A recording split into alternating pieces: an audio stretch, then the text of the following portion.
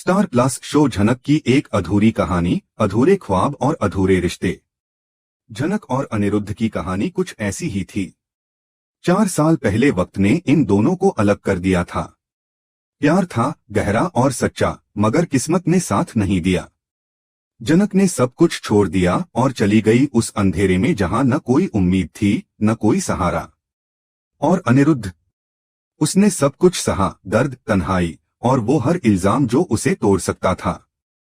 लेकिन अब 4 साल बाद जिंदगी ने फिर से करवट ली है। एक तूफान फिर से उठ खड़ा हुआ है। झनक मां बनने वाली है। हाँ, वो एक नई जिंदगी को जन्म देने वाली है, लेकिन इस बच्चे के पिता का नाम अब भी एक रहस्य बना हुआ है। कोई नहीं जानता सच्चाई, यहां तक कि शायद खुद झनक भी नहीं। और वहीं दूसरी ओर पराशर कहता है, मैं सब संभाल लूंगा, लेकिन क्या वाकई वो इस सच्चाई को संभाल सकता है, जब खुद उसे भी नहीं पता कि बच्चे का असली पिता कौन है। इसी बीच खबर आती है अप्पू की। झनक की सबसे करीबी बहन जैसी अब ज्यादा समय तक इस दुनिया में नहीं रहेगी। कैंसर से लड़ते लड़ते अब उसका शरीर जवाब देने लगा है। डॉक्टरों ने हाथ खड़े कर दिए हैं और अप्पू की एक ही आखिरी ख्वाहिश बची है, वो झनक से एक बार मिलना चाहती है। उसकी आंखों में सिर्फ एक सवाल है, क्या मेरी बहन मुझसे मिलने आएगी? और उसकी दूसरी अंतिम इच्छा, वो हम आपको थोड़ी देर में बताएंगे।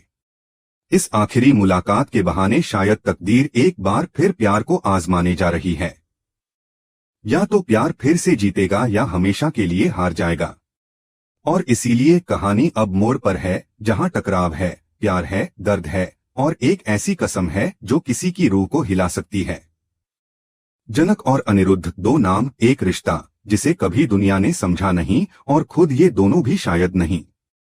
एक शाम 4 साल पहले एक पल में दो दिलों ने एक होने की कोशिश की थी। वो एक लम्हा जो उन्हें लगा था कि बस एक याद बनकर रह जाएगा, अब एक नई जिंदगी बन चुका है। झनक गर्भवती है और ये खबर किसी खुशी की दस्तक नहीं, बल्कि एक आने वाले तूफान का संकेत है। जब कंका को यह सच्चाई पता चलती है, उसका चेहरा गुस्से और घृणा से भर जाता है। वह सीधे पराशर पर आरोप लगाती है, तू ही है न उस बच्चे का बाप, तू ही चक्कर चला रहा है झनक के साथ। पराशर चुप रहता है, एकदम सन्न, क्योंकि वो जानता है कि सच्चाई कुछ और है। उसकी आंखों में दोस्ती की सच्चाई है और दिल में झनक के लिए एक गहरा दर्द। वो सिर्फ झनक की मदद करना चाहता है, उसका साथ देना चाहता है। पराशर जानता है कि झनक अकेली ये सब नहीं झेल सकती। वो फैसला करता है कि अब अनिरुद्ध को सब कुछ बताना ही होगा। लेकिन झनक उसे रोक देती है, नहीं पराशर, तुम कुछ नहीं बोलोगे। वो अब मेरी जिंदगी का हिस्सा नहीं रहा। झनक की आंखों में वो दर्द साफ झलकता है जो उसने बरसों से छुपा रखा था। बाहर से वो जिद्दी है, लेकिन अंदर से पूरी तरह टूटी हुई। पराशर ये सब देखकर खुद भी अंदर से हिल जाता है। वो सोचता है, अगर अनिरुद्ध उसका प्यार था तो मैं उसकी पहचान बनकर उसे मिलवाऊंगा। चाहे दुनिया रोके या खुद झनक, उसका इरादा अब साफ है, वो झनक के लिए लड़ने को तैयार है। जैसे ही पराशर एक योजना बनाता है, एक और सदमा उसे झकझोर देता है। अप्पू की हालत अब और बिगड़ चुकी है। काजोल और लालौन हर संभव इलाज करा चुके हैं, लेकिन अब डॉक्टरों के पास भी कोई जवाब नहीं है। अप्पू की अंतिम इच्छा बस इतनी है, मैं झनक से मिलना चाहती हूँ।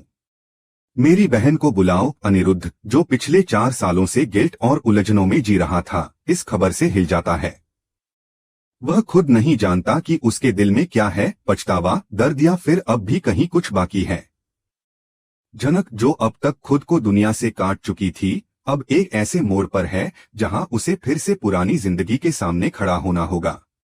अप्पू से मिलने की खबर उसके दिल को तोड़ देती है। एक ओर जहां मां बनने की जिम्मेदारी है, वहीं दूसरी ओर एक बहन की आखिरी ख्वाहिश। उसे समझ नहीं आता कि वो क्या करे, किसे चुने, अपने बीते कल को या अपने आने वाले कल को। इस सब के बीच पराशर चुपचाप सब देख रहा है। उसका दिल कहता है कि अब उसे खुद ही कदम उठाना होगा।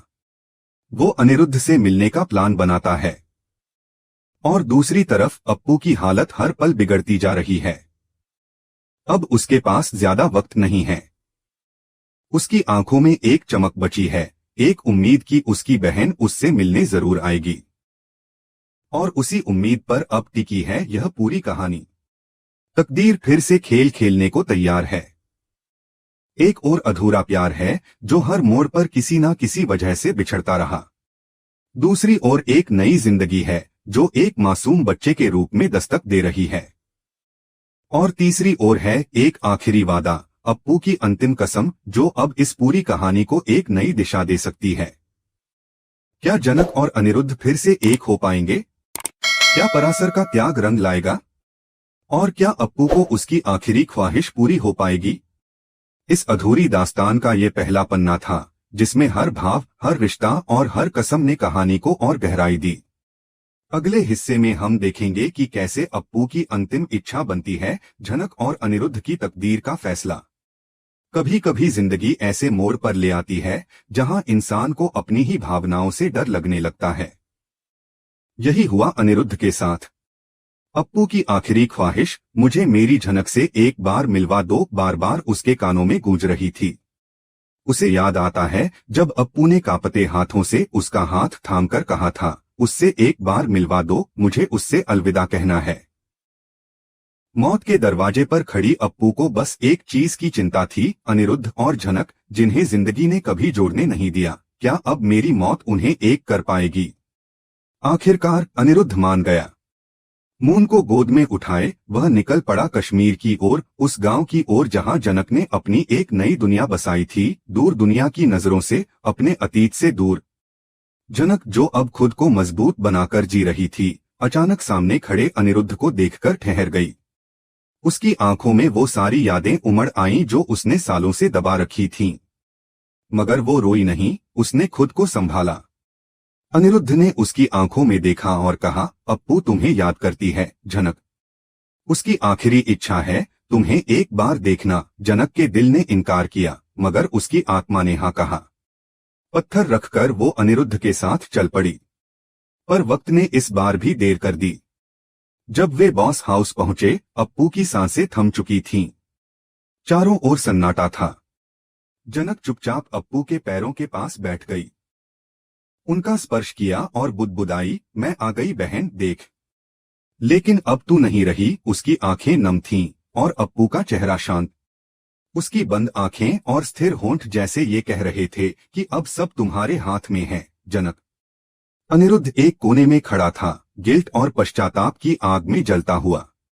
उसे याद आ रहा था अप्पू का लफ्ज, तुम झनक को कभी समझ ही नहीं पाए। और अब उसके सामने वो सब था जिसे उसने खो दिया था। मून जो सिर्फ मम्मा झनक कहकर चैन से सोती है। पराशर जो बिना कुछ कहे हमेशा झनक की मदद करता रहा। और खुद झनक जो अब ना उसका इंतजार कर रही थी, ना उससे कोई उम्मीद रखती थी।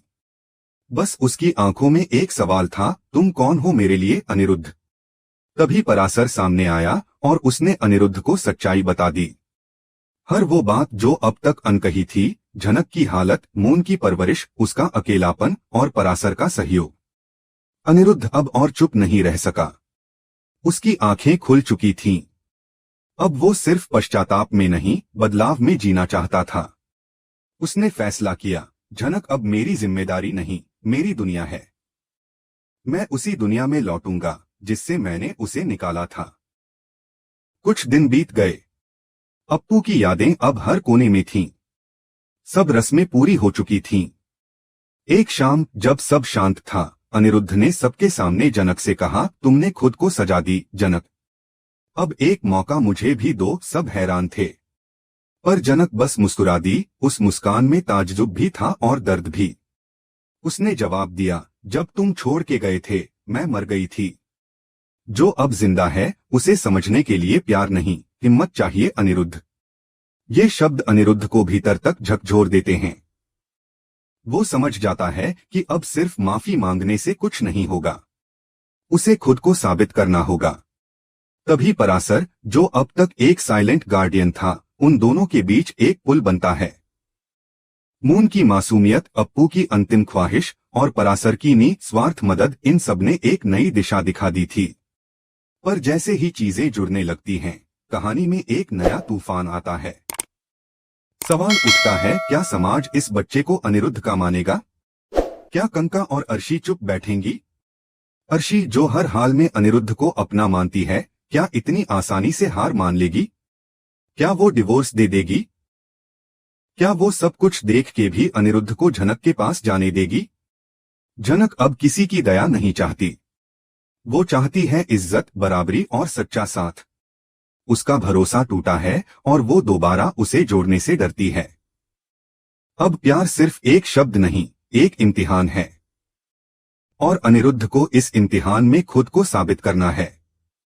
उसे बताना होगा कि वो सिर्फ एक पछताया हुआ प्रेमी नहीं, बल्कि अब एक मजबूत इंसान है जो झनक के साथ हर जंग लड़ने को तैयार है। अब सवाल यह है, क्या अनिरुद्ध वाकई झनक की दुनिया में फिर से जगह बना पाएगा? क्या मून को एक पूरा परिवार मिलेगा? क्या परासर अपना दर्द छुपा पाएगा? और क्या अर्शी की साजिशें फिर से इस रिश्ते को तोड़ पाएंगी?